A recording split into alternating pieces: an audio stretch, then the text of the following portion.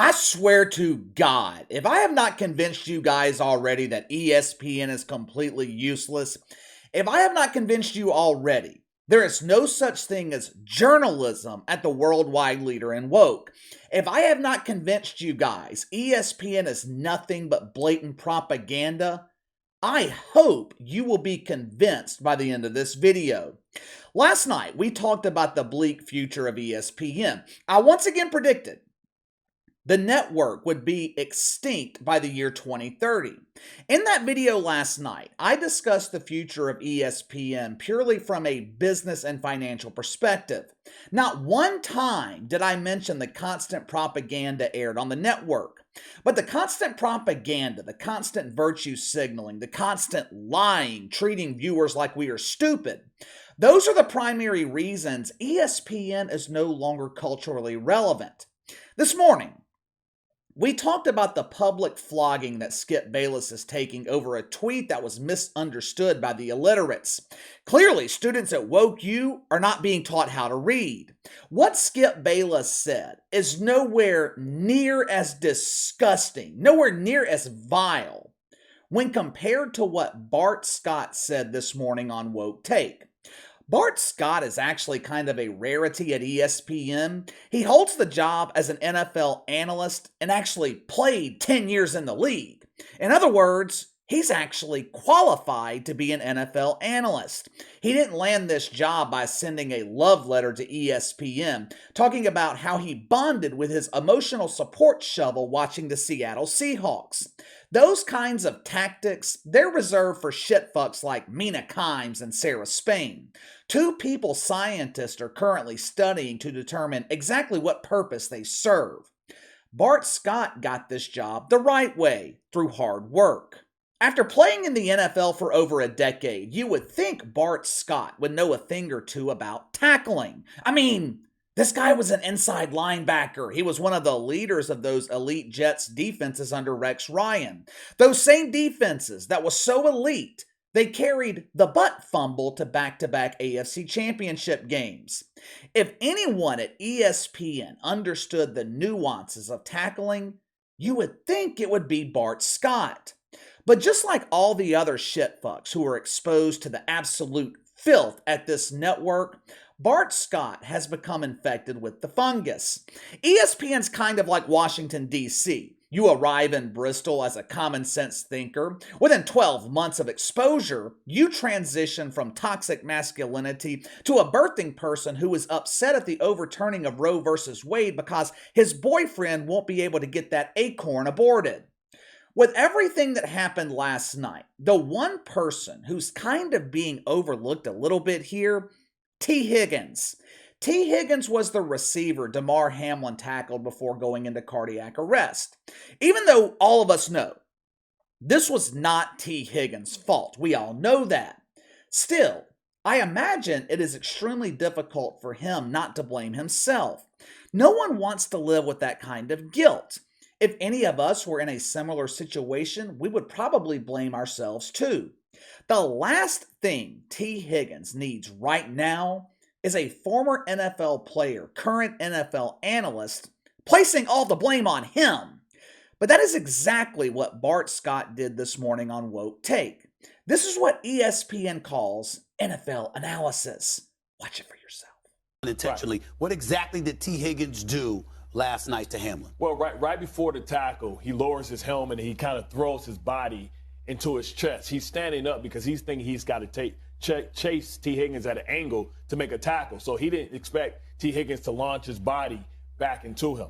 You know, it's one of those things that a lot of times you sit as a linebacker, unblocked, unengaged running back comes through the hole, and he knows that contact's coming, so he lowers his helmet and you can't get underneath him. So he's able to get into you and your chest is exposed. So they've taken that out of the game, but they don't really regulate it as much as possible. I expect the league will be a lot more vigilant when it comes to that and using that penalty. Right. First of all, and I'm not going to replay the video of what happened last night because Damar Hamlin's family has asked everyone to stop playing it. But when you watch the video, Tee Higgins leads with his shoulder, not his helmet. Nothing he did was illegal on that play. Number two, Why is ESPN talking about this? Why are they looking for someone to blame? This was a freak accident. No one is at fault here. Now, the skeptic in me is wondering why this angle was even mentioned by ESPN. What Bart Scott said was dumb, no doubt about it, but he doesn't formulate the topics on Woke Take. Why are they talking about Tee Higgins possibly causing this accident?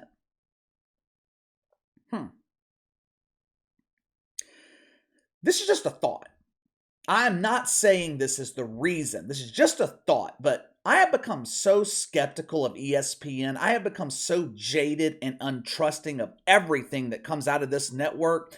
Thoughts like this are sometimes the first things that come to my mind. Charlie Kirk, other people on the conservative right, they are questioning whether or not the Fauci love could have had an impact on the health of Damar Hamlin. Now, you guys know how I feel about Fauci, but to be perfectly honest with you, I don't think using what happened last night is the way to express your beliefs about the COVID. While I was watching everything unfold last night, the Fauci never crossed my mind. I am nowhere near qualified, nor do I pretend to understand the effect it could or could not have. I just don't think it's right to politicize what happened while this young man is still fighting for his life. But that's just the society that we live in. If I'm not mistaken, Damar Hamlin was boosted back in late December, which is why people like Charlie Kirk are broaching this subject. Now, I say all that for a reason. We all know how ESPN feels about the Fauci. Were they using Tee Higgins as a scapegoat in an attempt to transition the conversation, the discussion, away from theories like Charlie Kirk by placing the blame on Tee Higgins? I'm not saying that's the case, but I've become so untrusting of ESPN, I would not be surprised if it were true. And it sucks that I am this skeptical, that I formulate these wild theories that sound ridiculous, but this is what happens when you are constantly lied to by the mainstream media.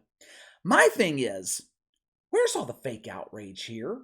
Where are all the shitfucks who were blasting Skip Bayless last night? What Bart Scott said was exponentially worse than what Skip Bayless said. How come we are not seeing the same level of fake outrage? Now, Bart Scott was not the only person on ESPN this morning that proved he doesn't know shit about fuck. We were blessed with more wisdom from one of the classic shitfucks here on the channel. We don't talk about this birthing person very often. He's another one of those woke men who borrowed his name from a woman. He's like a miniature version of Shay Shay, talking, of course, about Dominique Foxworth. Ooh, our boy, Dom Dom! He gave us another classic lecture this morning. Woke Take earned its title this morning. I don't know if they have ever taped another episode filled with more bullshit than what they provided this morning. The shit sandwiches were endless. With all these condescending lectures, I felt like a student at Woke U. Couple of months ago, when everyone was concerned over the health of Tua after he suffered God knows how many concussions, NFL fans, members of the media, they were expressing their concern over his health. This triggered the emotions of Dominique Foxworth. Oh, I'm so bitter. All of these people care so much about Tua. No one gave a shit about me when I owned my timeshare in the NFL. Dom Dom sternly lectured us for caring about the health of Tua, but not caring when players negotiate the CBA with the league. After what unfolded last night, you would figure things like collective bargaining agreements and salary caps would be the last thing on the mind of Dominique Foxworth. If you happen to think that, you would think wrong. This morning, he addressed his students at Woke U, dropping what he likes to call truth bombs. Watch for yourself. I think from my experience in negotiations, and this is where it comes from, frankly, is I remember going through CBA negotiations. And I remember fighting for health and safety advancements and fighting for a higher salary cap. And I also remember some of these people in the media who were outpouring and caring last night, they were calling us greedy. And some of these same fans were like, get back on the field. And maybe it's uncomfortable for people to hear me talk about CBA negotiations in times like this, but it really matters because it changes their lives. And as we were reminded last night, there is no limit on the risk for the players, but there is a salary cap on what they can make. So I understand how it could be unseemly to talk about this right now, but it reminds me so much that everyone who's benefiting from this game, there seems to be no cap on how much they can enjoy and appreciate. But Was a couple of things. What the hell is he even talking about? Seriously, what is he talking about? Someone please explain to me how advancements in player health and safety would have prevented what happened last night. I would imagine the NFL has the most technological advances in medicine that are available. Someone please explain to me how the NFL salary cap pertains to last night. I understand what Dominique Foxworth was trying to say. He is saying the risk of playing in the NFL is so high that players deserve more money. And look, I don't necessarily disagree. NFL players deserve to be paid more, but that's not the reason for the salary cap. The NFL doesn't implement a salary cap so players make less money. The salary cap is designed to keep the league competitively balanced. Otherwise, you have a league like the NBA or Major League Baseball where top-earning teams pay a luxury tax to stay on top. Teams like the Orlando Magic suck for decades at a time. But where's all the fake backlash with Dominique Foxworth? This dude's talking about money when Damar Hamlin is fighting for his life. That sounds like the evils of capitalism to me, the same capitalism that triggers emotional shitfucks. How come Dominique Foxworth isn't receiving the same backlash as Skip Bayless? When all of this happened last night, I was actually watching the Pelicans game. I started the game late, so I was about an hour behind. When I start games late, I don't look at my phone because I don't want to be spoiled by seeing the score. I finished watching about 9 o'clock last night, picked up my phone, saw a flurry of texts and emails. Turned on ESPN to see what was going on. The segment they had with Troy Aikman and Joe Buck, it was okay, but the rest of ESPN's coverage was, to be nice about it, it was subpar. After about 20 minutes, I turned to Fox News. Fox had a cardiologist they were interviewing. They talked to Will Kane, who produced a documentary years ago about heart injuries with professional athletes. It was informative. It wasn't this constant, oh, this is tragic. Our thoughts are with the family. Oh, I'm so sad. That is all that was being said on ESPN. And look, I get it. We all understand the gravity of the situation. But I'm watching you to be informed on what's going on. I am not watching you to hear you constantly express your personal emotions. ESPN is absolute trash. This network sucks at covering sports. When I am turning to cable news for updates on sports, your network has a serious problem. But you give me your thoughts. Bart Scott blames Tee Higgins. Dominique Foxworth, once again, lectures NFL fans, all while bringing up the importance of money while this young man is fighting for his life. Sound off in the comments below. Make sure to like and subscribe. Click the notification bell to receive all notifications from the channel. Best way to contact me is by email at btlkc84@gmail.com, KC_BTL84 on Twitter. I'll see you guys tomorrow.